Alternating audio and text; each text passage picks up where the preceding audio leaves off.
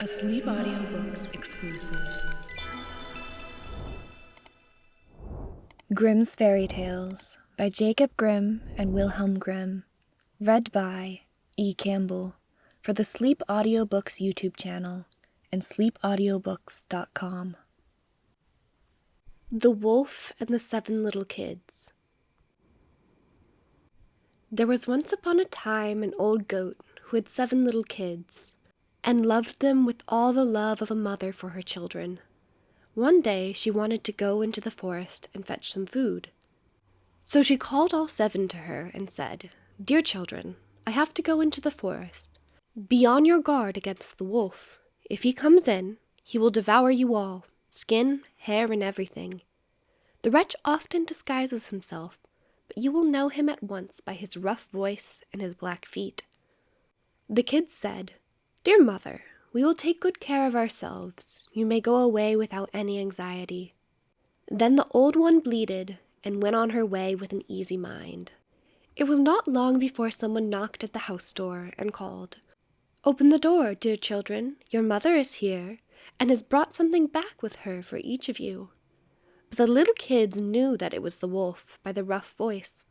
"We will not open the door," cried they. "You are not our mother. She has a soft, pleasant voice, but your voice is rough. You are the wolf." Then the wolf went away to a shopkeeper and bought himself a great lump of chalk, ate this, and made his voice soft with it. Then he came back, knocked at the door of the house and called, "Open the door, dear children. Your mother is here and has brought something back with her for each of you."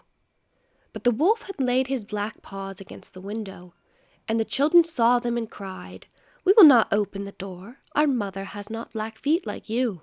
You are the wolf." Then the wolf ran to a baker and said, "I have hurt my feet. Rub some dough over them for me." And when the baker had rubbed his feet over, he ran to the miller and said, "Strew some white meal over my feet for me." The miller thought to himself, "The wolf wants to deceive someone," and refused. But the wolf said, "If you will not do it, I will devour you." Then the miller was afraid and made his paws white for him. Truly, this is the way of mankind.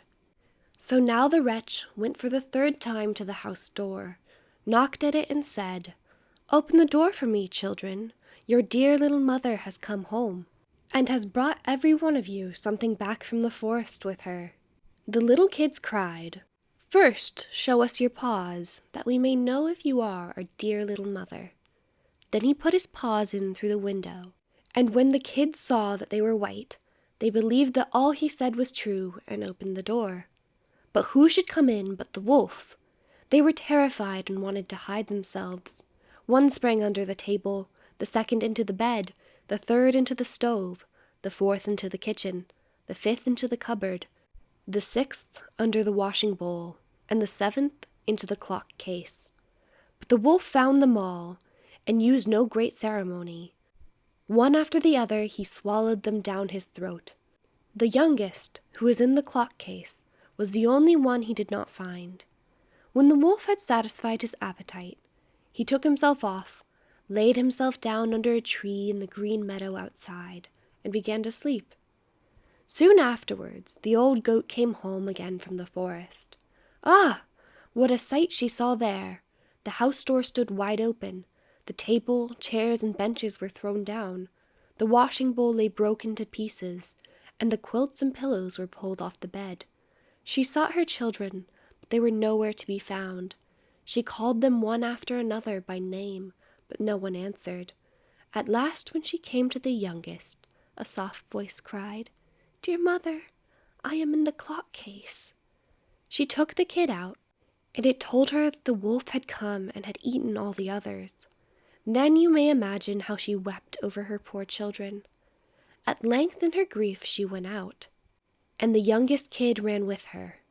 When they came to the meadow, there lay the wolf by the tree, and snored so loud that the branches shook.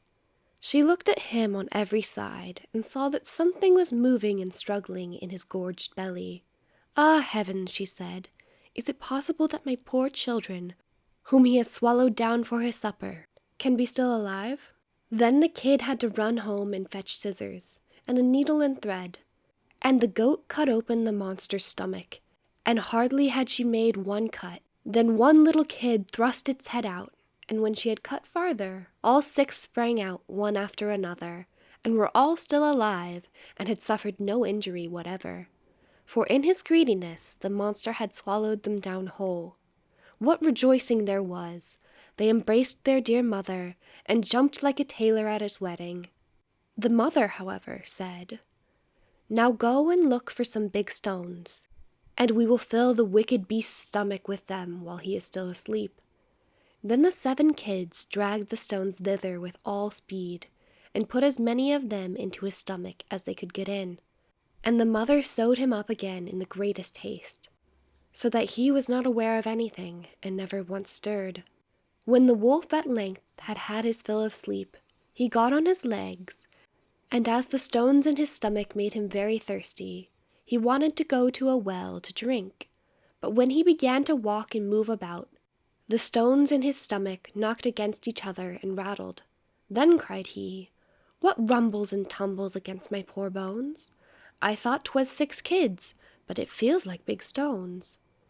And when he got to the well and stooped over the water to drink, the heavy stones made him fall in, and he drowned miserably. When the 7 kids saw that, they came running to the spot and cried aloud, "The wolf is dead! The wolf is dead!" and danced for joy round about the well with their mother.